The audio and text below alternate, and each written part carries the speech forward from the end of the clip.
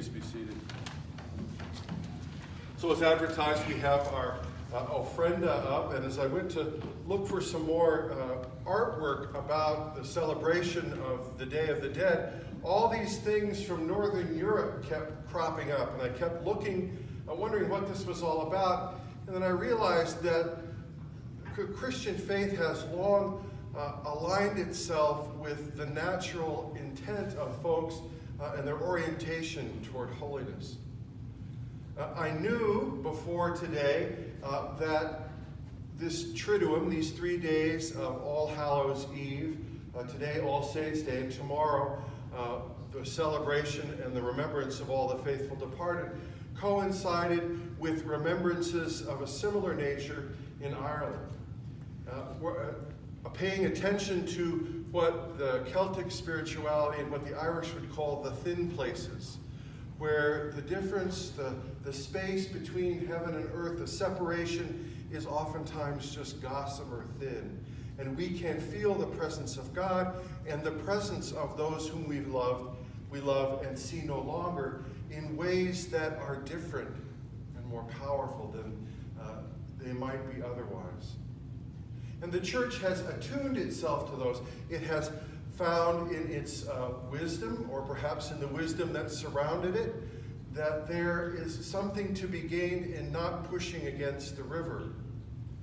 That sometimes it's much more, it's better to get along and go along than it is to try and win. Because oftentimes winning is not losing. I remember the tribalist saying, someone convinced against their will is of the same opinion still. Nowhere is that clearer than in Ireland when the English really sought to impose their version of Christianity on people who were converted, oddly enough, by an Englishman long before the English became fully converted. We were talking about Patrick, of course, who was kidnapped from England, escaped, and then went back to help evangelize the Irish and spread Christianity there. So it must have come at least as some kind of surprise when in the New World folks came, especially the Spanish and the Portuguese, to Central America and came across Aztec and Mayan celebrations that happened around the same time as All Saints and All Souls. And that's how we came to start to incorporate the Day of the Dead and to have a more openness to it and to the remembrance that coincides with our celebration of this Triduum of All Saints. And in the past few years, this has become even more wildly popular. Lisa and I finally watched the movie Coco the other day. I had been a little bit hesitant to do so because I was a big fan of Day of the Dead and I didn't want it to be commercialized too much, which is odd for a gringo who's bringing Day of the Dead celebrations over to the East Coast where the English settled, but so be it.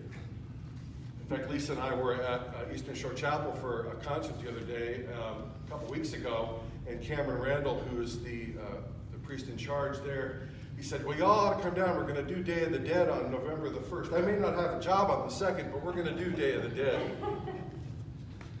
His wife is Salvadoran, and his daughter is performing tonight, and they're watching Coco together as a community and having Mexican food tonight. And it's an especially poignant time for me personally. You see there's a couple of photos of my daughter who's of Hispanic heritage, was adopted, whose birthday is November 11th, and who died tragically when she was 7 years old. And this was a time that she loved, and it's something that I embraced fully when I went to school at seminary, in the Seminary of the Southwest in Austin, Texas. And not long ago, N.T. Wright, the theologian and New Testament scholar, wrote a little book called For All the Faithful Departed, dealing with integrity about the life of the communion of saints. And there is a hesitation, I think, on our part to think that Day of the Dead is kind of over the top. And this brings me back to my search for photographs this morning. This photograph you'll see that when the email comes out tomorrow is not from a Mexican cemetery, but is from a graveyard in what used to be Yugoslavia, and it's very much the same. That folks go out into the cemeteries and clean up the headstones, just like they do in Ireland, I mean, really year-round in Ireland, and put out candles and hold vigil over these nights, the night of Halloween and tonight, to welcome their ancestors back. And we may think that that has a certain kind of family worship to it, something that is not coherent with Christianity, until we remember what we do here every time we gather around this table.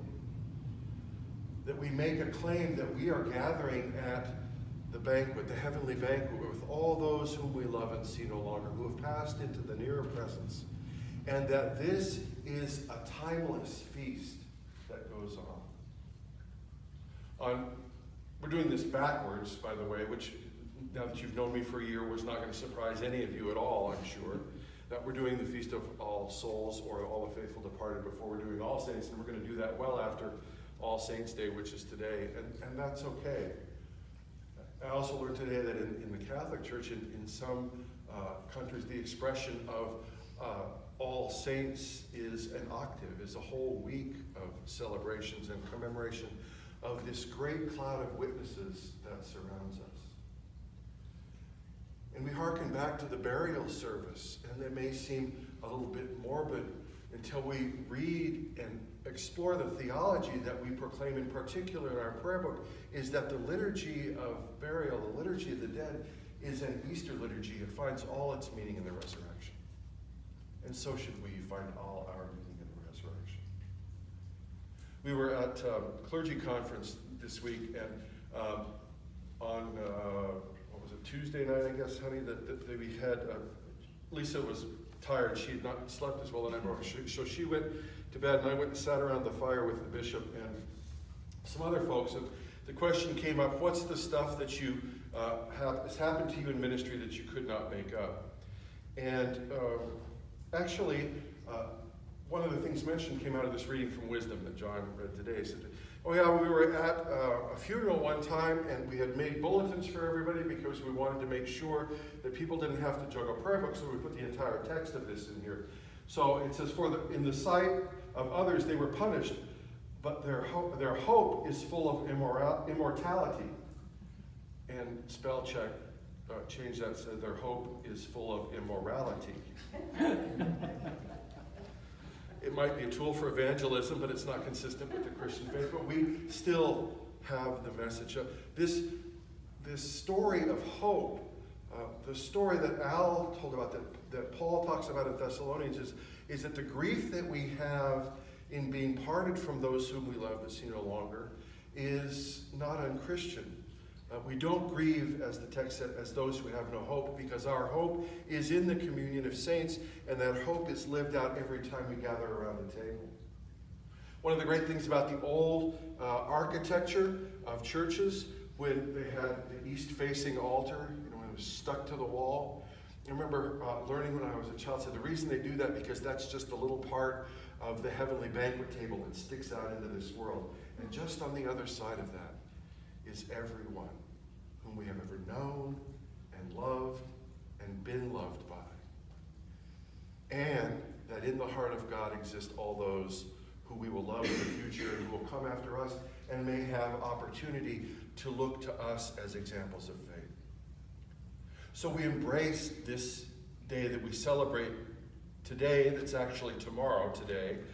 We're celebrating the Feast of the Faithful Departed, and we honor the souls that are represented on this table by their images, and not just the souls of our human companions. I'm so glad that we have a dog on the table, because St. Francis has finally uttered what everyone, I hope, believes, that all dogs go to heaven. If there was ever pure souls in this world, I'm not sure they are other than dogs. I aspire as a person who has the great joy to share his life with the people that I love, but also with the dog. So my aspiration is to become, as the bumper sticker says, the person my dog thinks I am. And that, I think, reflects in some ways how we embrace this evening and how God embraces us. That no matter how long we've been apart, that our separating will be as a twinkling of an eye.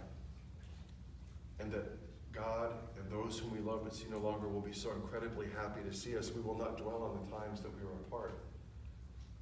But we may have occasion to wish that we had been in closer contact throughout the ages.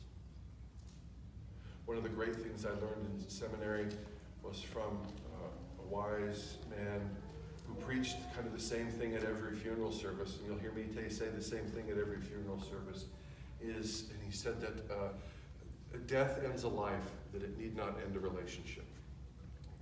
That we are the only ones who can end a relationship.